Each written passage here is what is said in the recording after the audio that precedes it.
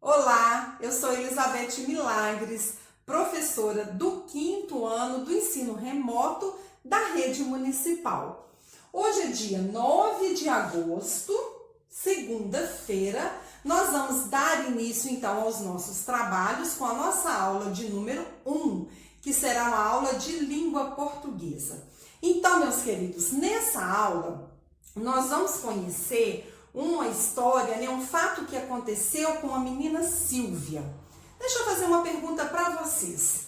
Vocês, por acaso, têm algum brinquedo preferido, um objeto preferido, ou uma roupa, ou um animal de estimação que você gosta muito? Normalmente a gente tem, né? Aquele objeto, aquela coisa que a gente gosta muito.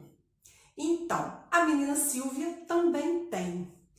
E aí vocês vão conhecer, na história dela, no texto que eu trouxe para vocês, vocês vão conhecer um fato, que aconteceu aí com essa coisa que a menina Silvia gosta muito. E aí nós vamos descobrir, o que aconteceu, qual foi a reação dela e como que essa história terminou. Bom, meus queridos, eu tô falando de um texto narrativo. O que é um texto narrativo? O próprio nome aí já diz, que tem alguém narrando. O que é narrar? Contar a história, Tem alguém contando a história.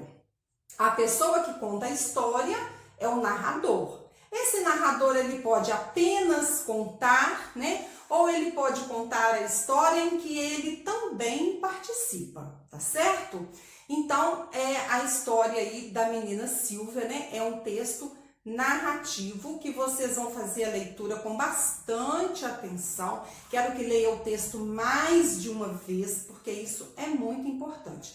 Mas a gente vai descobrir um pouquinho aqui das características de um texto narrativo. E aí eu quero que vocês acompanhem aqui comigo.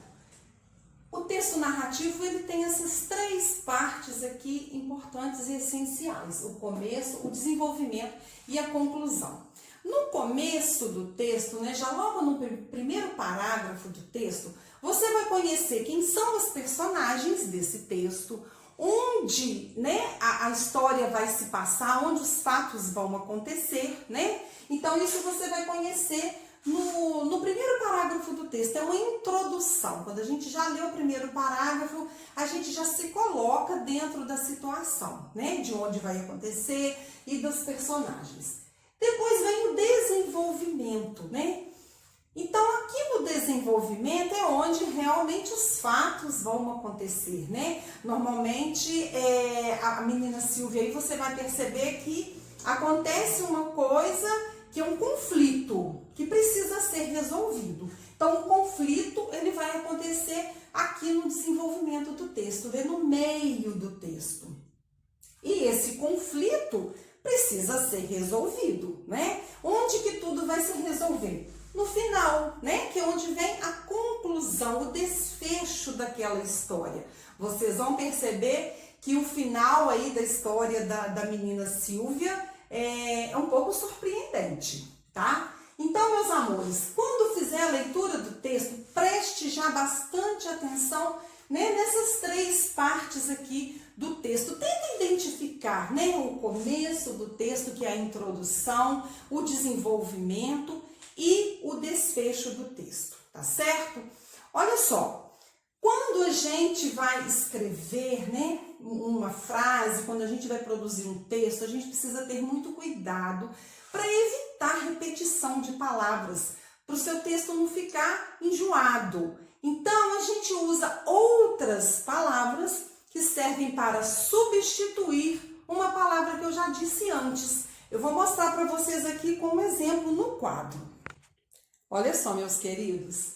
Maria ficou nervosa com o congestionamento no trânsito. Ela armou o maior barraco. Já viram uma situação assim? Verdade. Então, eu aproveitei aqui esse exemplo que a gente vai falar sobre 2 coisas. Essa substituição de palavras e umas expressões que a gente usa no dia a dia. Quem que ficou nervosa? Maria. E logo em seguida eu coloquei, ela armou o maior barraco. Quem armou o maior barraco? Maria. Só que aqui eu usei um pronome, o pronome ela. Para quê? Para substituir esse nome, esse substantivo Maria, né? Porque senão, se eu repetisse aqui o nome Maria, ficaria enjoado o meu texto. Então, o uso de pronomes é muito comum, né? Para substituir nomes, né? Quando a gente vai fazer nossas produções. Porque fica muito mais harmonioso aquilo que a gente escreve, tá certo? Então, olha só, eu usei este pronome para substituir este nome. Esse nome aqui é um substantivo, né? Então, eu uso o pronome para substituir um substantivo, um nome que já foi dito antes, tá? Porque se eu começar falando ela ficou nervosa, ela quem? Eu não sei. Então, eu preciso saber antes que é Maria quem ficou nervosa. Aí, agora eu substituo, tá certo? Agora, aqui nesse exemplo, apareceu uma outra expressão, né? Ela armou o maior barraco. O que quer dizer armar o maior barraco? Ela pegou lá aquelas barracas, aquelas tendas e armou lá na rua, no trânsito? De forma alguma. Quando a gente usa essa expressão, ela armou o maior barraco, é porque ela fez um escândalo, não é? Ela falou muito ali no meio do trânsito, né? Ela ficou muito nervosa. Então, é uma expressão, né, que é usada, né, no nosso dia a dia e no nosso cotidiano. É comum a gente ouvir esse uso, né, dessa expressão. No texto que vocês vão ler, a menina Silvia, né, é como se ela tivesse armado o maior barraco. Mas sabe o que ela faz? Ela abre um berreiro. O que é isso? Quer dizer, ela abriu um berreiro. Nossa, a criança, quando viu a mãe, abriu um berreiro. O que quer dizer? Ela chorou muito, não é isso?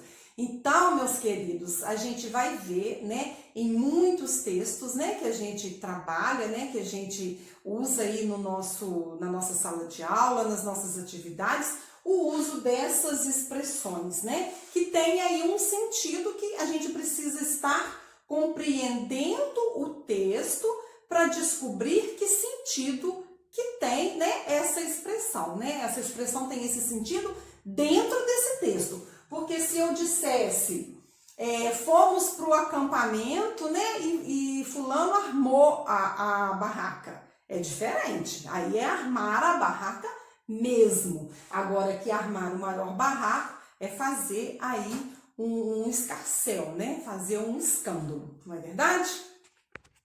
Agora, meus amores, eu completei um pouquinho mais aqui esse exemplo que eu coloquei para vocês.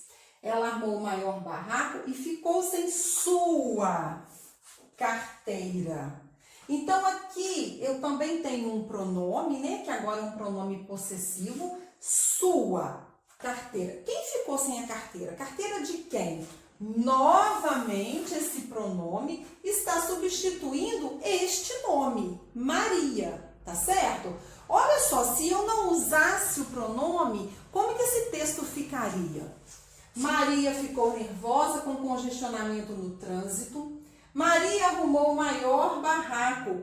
E Maria ficou sem a carteira, né? Então, eu iria repetir o substantivo Maria 3 vezes, só nesse trechinho tão pequeno aqui. Então, quando vocês fizerem a leitura do texto que eu coloquei para vocês na atividade, vocês vão perceber em vários momentos o uso de pronomes para substituir o nome. Ou, às vezes, o uso de outro nome, também, de outro substantivo, que serve para substituir um nome que foi dito antes, tá bom, meus queridos? É importantíssimo na hora da gente escrever, né? Na hora da gente fazer produções, a gente saber usar aí os pronomes, tá ok?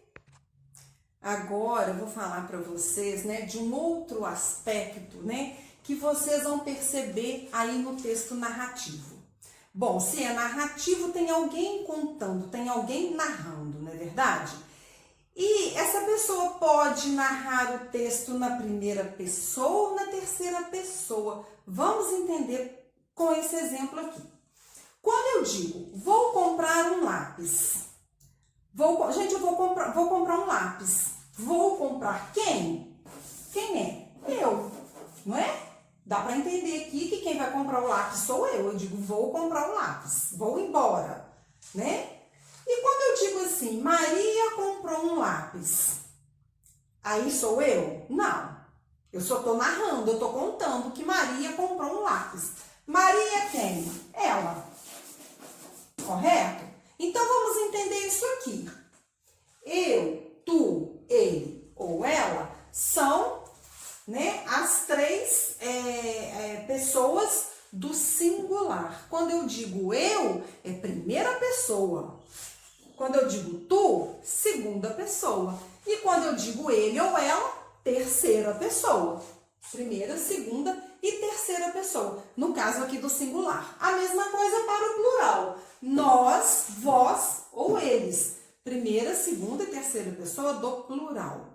Então, o narrador, aquela pessoa que está contando a história, ela pode narrar na primeira pessoa ou na terceira pessoa. Quando que ela vai narrar na primeira pessoa? Quando ela também estiver participando da história. Se eu for contar uma coisa que aconteceu comigo, eu vou narrar na primeira pessoa, não é? Eu fui ao mercado, comprei legumes, então eu estou contando, eu estou sendo narrador e é a primeira pessoa, porque aconteceu comigo, eu estou participando ali da história, certo?